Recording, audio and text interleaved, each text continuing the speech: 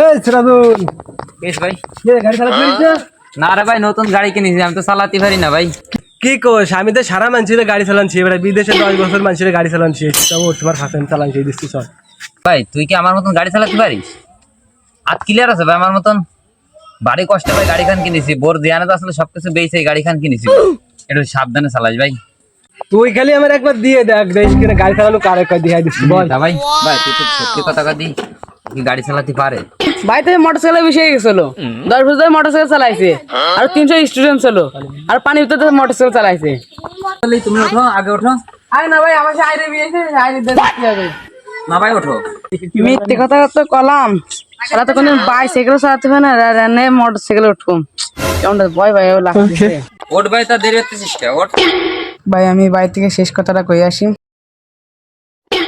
Hello, আমাদের 2 মাসের বাচ্চারা একটু ধেয়ে রেখো, আর আমার যে আসতে দেরি হয় তাহলে হাসপাতালে একটু খোঁজ নিও।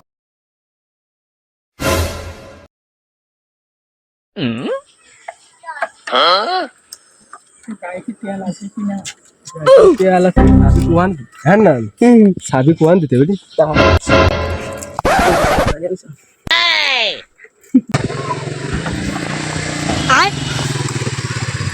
पीछे देखो पीछे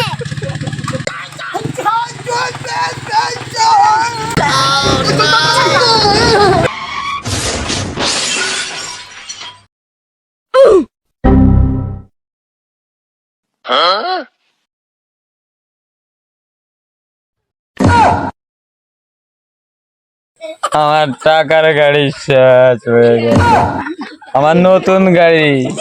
আল্লাহ।